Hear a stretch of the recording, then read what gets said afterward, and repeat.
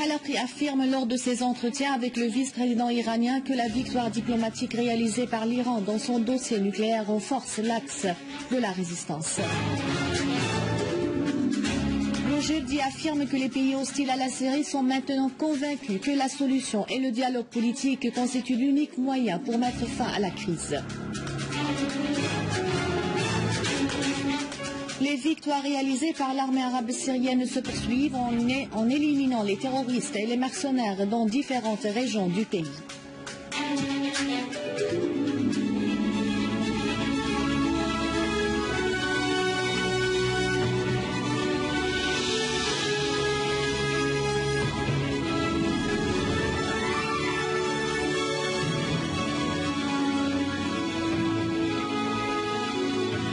Du journal Bonsoir, au deuxième jour de sa visite à Téhéran, le président du Conseil des ministres, Wael Halaqi, a poursuivi ses entretiens avec les hauts responsables iraniens afin de renforcer la coopération et la coordination commune entre les deux pays amis.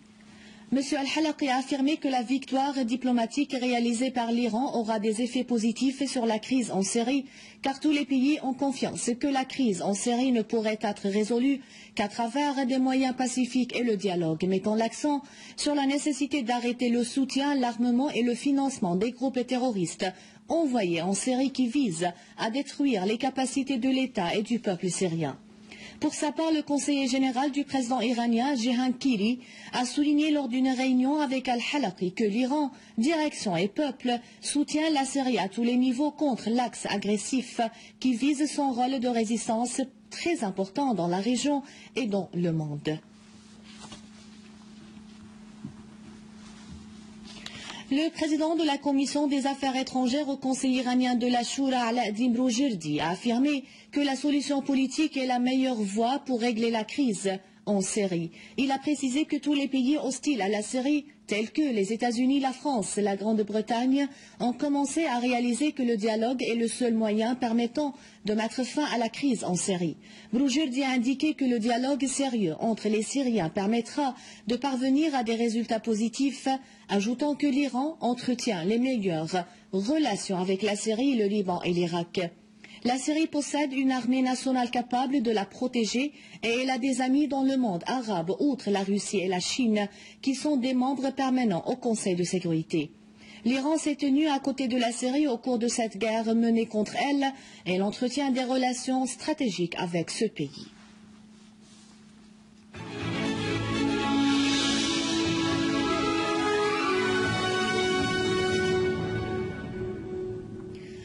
Sur le terrain, l'armée arabe syrienne poursuit la traque des gangs terroristes ainsi au gouvernorat de l'attaqué. Des unités des forces armées ont éliminé la totalité des éléments des gangs terroristes dans la banlieue nord du gouvernorat et ont détruit des véhicules chargés de munitions et de missiles Grad. Parmi les terroristes tués figurent des personnes de nationalité qatari, yéménite et tchétchène. Et à Alep, l'armée arabe syrienne a repoussé des terroristes qui ont tenté de s'infiltrer de la région de Sayed Ali dans les quartiers voisins. Plusieurs terroristes ont été tués et des lance-roquettes et des voitures chargées de leurs armes et munitions ont été détruits dans un certain nombre de villages. Dans le secteur de Jdeïdé et Arbid, plusieurs gangs terroristes ont été entièrement neutralisés dans une opération de l'armée au cours de laquelle des lance-roquettes ont été détruits. Aux alentours de l'hôpital Kindi et des logements de Hanano, l'armée également a anéanti des rassemblements des terroristes alors que des voitures chargées d'armes et de munitions ont été détruites près de la prison centrale d'Alep et sur la route Alep-Idlib.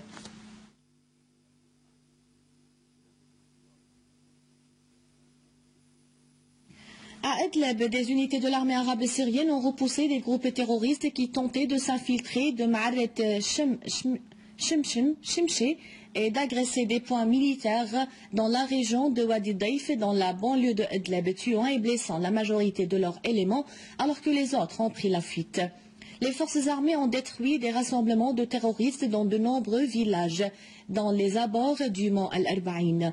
Par ailleurs, une bataille a éclaté entre deux groupes terroristes dans la localité de Khan Sheikhoun, causant la mort et la blessure de plusieurs de leurs éléments, dont le chef d'un groupe terroriste.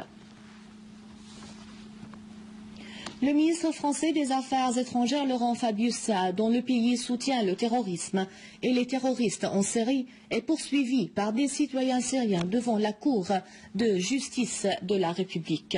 La Cour française a accepté la plainte qui accuse Fabius de complicité avec les terroristes en les incitant à commettre ces crimes à travers une série de déclarations faites par Fabius et qui ont abouti à l'encouragement des violations et à leur légitimation, notamment celles au cours desquelles il a appelé les Européens à lever l'embargo sur les armes aux terroristes en Syrie et une autre déclaration dans laquelle il a appelé à réagir contre le gouvernement syrien l'accusant de faire usage des armes chimiques dont Al-Ghouta Est. Ceci intervient à la suite de la visite en Syrie des avocats français le mois dernier pour authentifier des crimes commis par des terroristes qui portent la nationalité française enrôlés dans des organisations armées affiliées de la nébuleuse d'Al-Qaïda afin d'engager un procès contre eux devant la justice française. Les citoyens de la ville de Jeramana, dans la banlieue de Damas, commémorent leur premier anniversaire des 2 attentats terroristes à la voiture piégée qui ont eu lieu novembre dernier et qui ont fait plus de 100 citoyens martyrs. Et le terroriste Khaled El-Wissi reconnaît avoir participé à l'exécution de ce double attentat terroriste. Les habitants de la ville de Jeramana, dans la banlieue de Damas, ont commémoré hier le premier anniversaire de 2 attentats terroristes à la voiture piégée qui ont eu lieu le 28 novembre 2012 et qui ont fait plus de 100 citoyens martyrs. En collaboration avec le conseil municipal de Jeramana, des milliers de citoyens de cette ville ont participé à l'établissement d'un monument commémoratif honorant les noms des martyrs. Les participants ont par ailleurs exprimé leur confiance que ces sacrifices vont protéger la Syrie face au terrorisme. Dans ce contexte, les services spécialisés ont arrêté le terroriste Khaled El-Wissi qui a reconnu avoir participé avec un groupe terroriste armé à l'exécution des 2 attentats terroristes aux voitures piégées dans la place Raïs à Jeramana en novembre dernier et qui ont fait plus de 100 martyrs. El-Wissi a dit avoir conduit lui-même l'une des voitures piégées à l'intérieur de Jeramana alors qu'un autre terroriste était au volant de la 2e voiture. Ils ont fait exploser successivement les 2 voitures à distance, exploitant le rassemblement des citoyens et des secouristes qui s'étaient accélérés pour sauver les blessés de la première explosion. Le terroriste El-Wissi a également reconnu avoir participé aux manifestations qui ont eu lieu au début des événements en Syrie.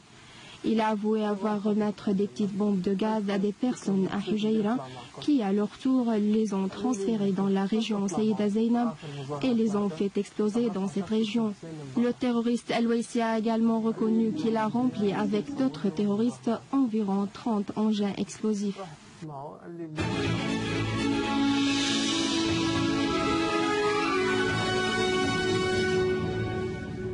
Au Liban, les services de renseignement de l'armée ont saisi dans la région d'Al-Qa'a, dans la Bekaa orientale, 3 missiles Grad de 107 mm préparés pour le lancement.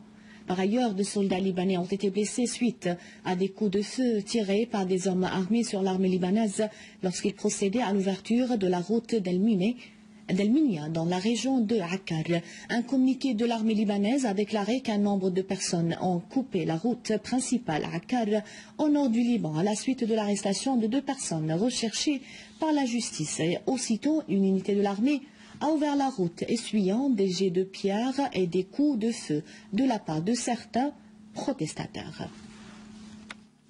Le ministère égyptien de l'Intérieur a annoncé que les forces de la sécurité ont arrêté 183 manifestants dans les manifestations menées par des frères musulmans au Caire et dans plusieurs provinces. Le ministère a indiqué dans un communiqué que les forces de la sécurité égyptiennes avaient repéré les appels lancés par les groupes des frères musulmans vers leurs supporters pour former un certain nombre de rassemblements sans obtenir les autorisations, et ceci malgré les avertissements du ministère de l'Intérieur qui a réagi à ces activités illégales et qui a répondu par des mesures appropriées avec la détermination et la fermeté nécessaires et qui sont garanties par la loi. Le ministère de l'Intérieur a confirmé sa détermination à aller de l'avant en accomplissant son devoir de protéger la patrie et de contrôler ceux qui entravent l'application de la loi. Le président iranien Hassan Rouhani a totalement exclu le démantèlement d'installations nucléaires en Iran après l'accord conclu à Genève au sujet du dossier nucléaire iranien. Dans une interview avec le quotidien britannique Financial Times, le président iranien a estimé que les problèmes entre l'Iran et les États-Unis sont complexes et ne peuvent pas être résolus dans une courte durée, mais il a indiqué que malgré les complications, une ouverture s'est produite au cours des derniers jours et cette ouverture peut s'élargir, a-t-il précisé. Pour sa part, le ministre iranien des Affaires étrangères, Mohammad Jawad Zarif, a affirmé que le taux d'enrichissement de l'uranium sera fixé par l'Iran selon les besoins du pays dans tous les domaines. Zarif a souligné que l'objectif du plan préliminaire est de parvenir à un accord permanent durant lequel le dossier nucléaire iranien pacifique devient totalement une chose ordinaire, soulignant que toutes les négociations avec les parties occidentales, toutes phases confondues, englobe certainement la question de l'enrichissement qui est un principe non négociable. Le ministre iranien a indiqué que l'Iran trouve aucun motif de l'inquiétude des pays arabes du dossier nucléaire iranien pacifique, précisant que son pays estime que l'inquiétude est due à un autre problème dont la source est l'entité sioniste. Un rappel des titres. Al-Halaqi affirme lors de ses entretiens avec le vice-président iranien que la victoire diplomatique réalisée par l'Iran dans son dossier nucléaire renforce l'axe de la résistance. L'Égypte affirme que les pays hostiles à la Syrie sont maintenant convaincus que la solution est le dialogue politique et constitue l'unique moyen pour mettre fin à la crise. Les victoires réalisées par l'armée arabe syrienne se poursuivent en éliminant les terroristes et les mercenaires dans différentes régions du pays. C'est la fin du journal. Merci de l'avoir suivi. À rappeler, vous pouvez consulter le site internet syriaonline.sy pour revoir ce journal et davantage d'informations. Merci bien. Au revoir.